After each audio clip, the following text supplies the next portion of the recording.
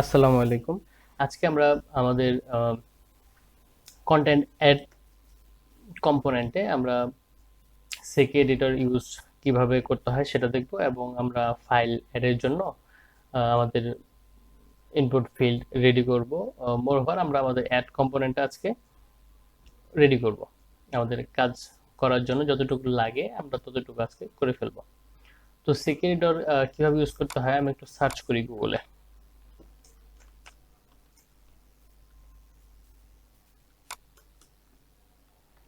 How to use সেকে editor in Vue.js, অনেকগুলো option পাওয়ার কথা। আহ, ওকে, এখানে সুন্দর করে অনেক কিছু দেওয়া আছে। কি করতে হবে? ইনস্টল করার জন্য এই কম্পোনেন্ট রান করতে হবে। তারপর গ্লোবাল ইউজ করার জন্য অ্যাপ ডট জেএস এগুলো অ্যাড করতে হবে। দেন ফাইনালি এভাবে ইউজ করতে হবে। তো আমি এটাই ফলো করি। প্রথমে আমি কোডটুকু কপি করে নেই, নিয়ে আমি টার্মিনালে রান করি। কেমন? npm install save। ওকে,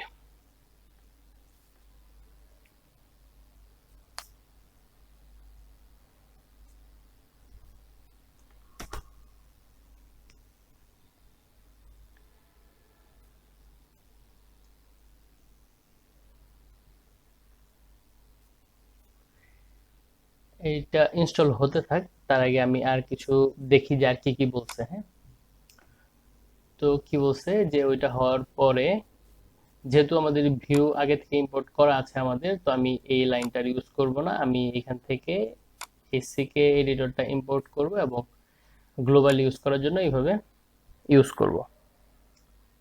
তো এই দুইটা লাইন আমি কপি করে রাখি। আমার যখন সিকে এডিটরটা ইনস্টল হয়ে যাবে তখন আমি এই কমান্ড দুইটা অ্যাড করে দিব। আমাদের সিকে এডিটর ইনস্টল হয়ে গেছে। এখন যে দুইটা লাইন আমি কপি করে রেখেছিলাম, এই দুইটা লাইন আমি অ্যাপ ডট জেএস এ পেস্ট করে দিই। পেস্ট তো করব, তার আগে একটু কমেন্ট আউটে আগে সেটা কমেন্ট আউট করে নিই, যাতে আমি দেখলেই যে কোনো সময় বুঝতে পারি যে এটা কেন আমি করেছিলাম। এইখানে যদি আমি কমেন্ট আউট করে রাখি সাপোর্ট এডিটর,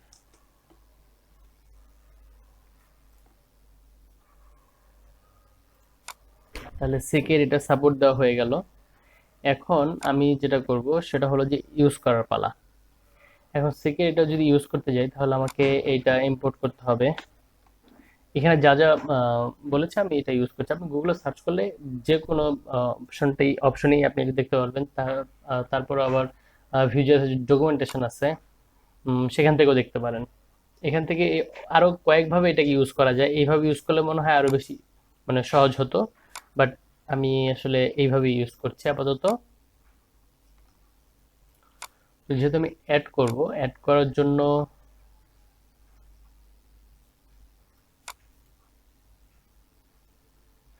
আমি স্ক্রিপ্টের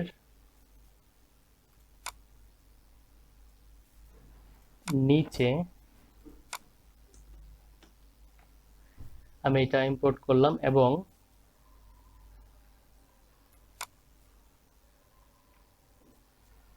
আমাকে এই কোডটুকু লাগবে যদি আমি কোনো কনফিগারেশন করি। তো আমি আপাতত এইভাবে রাখলাম। কেমন? এখন এটা যদি আমি ইউজ করতে যাই আমাকে কি করতে হবে?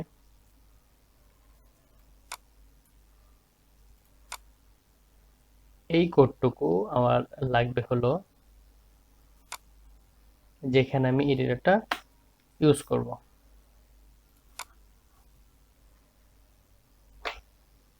ডেসক্রিপশন যেখানে থাকবে সেখানে আমি ইউজ করব। তাহলে আমি এই কোডটুকু ফেলে দিচ্ছি। আমি এইটুক অ্যাড করলাম,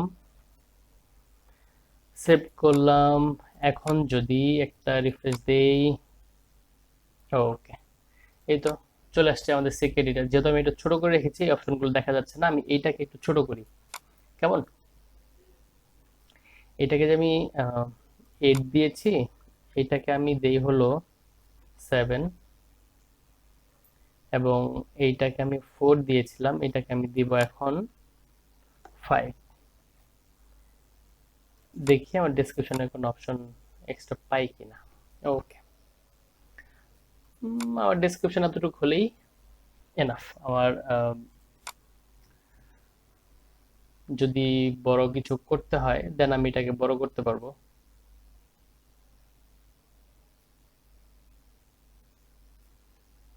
আর না হলে আরেকটা কাজ করি, ইউআরএলটা আমি এই পাশে দিয়ে ডেসক্রিপশনটা আমি বড় একটা প্লেসে রাখি।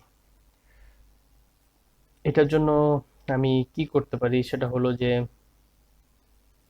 এই ফর্ম গ্রুপটা আমি কাট করলাম, ভিডিও ইউআরএল এইখানে আমি এটা দিব, আর ভিডিও ইউআরএল এর জন্য যেটা, সেটা আমি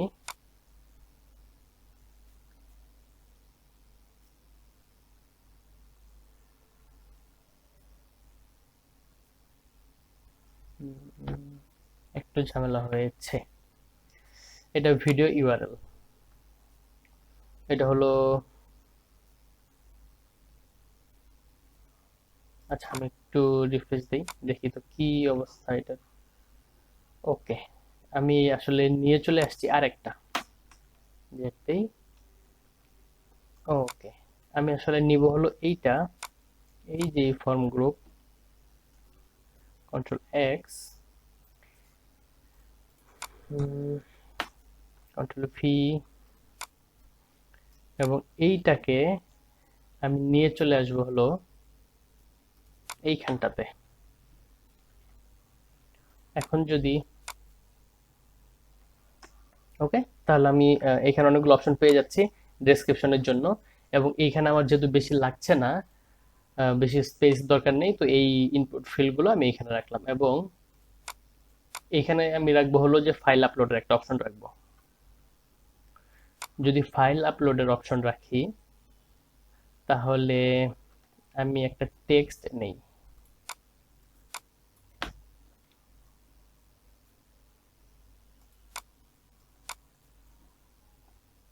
এইটা নিলাম, এইটা হবে আপলোড ফাইল, টেক্সট হবে ফাইল, এবং যেহেতু ফাইল ইউজ করছি, আমি এইখানে ভি মডেলটা এই মুহূর্তে লাগবে না। সেভ দেই। ওকে, তাহলে আমার ডিজাইন মোটামুটি রেডি, বাট আমি আরেকটু কাজ করি, কি আমি সাবমিট বাটনটা এইখানে নিয়ে চলে আসি, তাহলে দেখতে বেটার লাগবে। এবং এইখানে তার জন্য কি করতে হবে, আরেকটা রো নিতে হবে, রো নিয়ে রো এর ভিতরে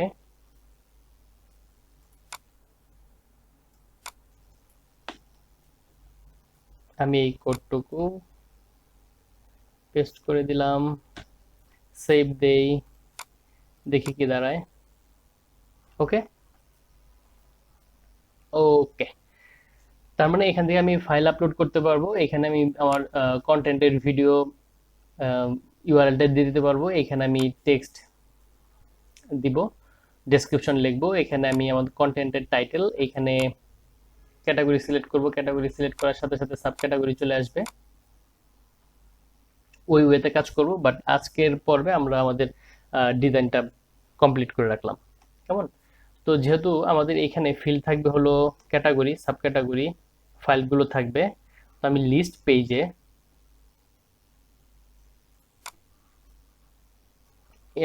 আমাদের টেবিলের কলামগুলো আমাদেরকে বাড়াইতে হবে। তো আমি কিছু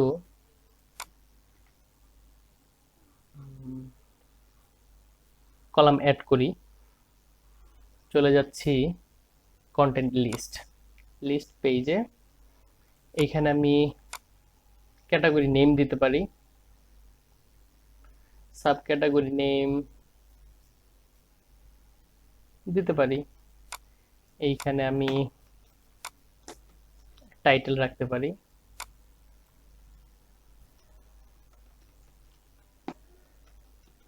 কন্টেন্ট টাইটেল।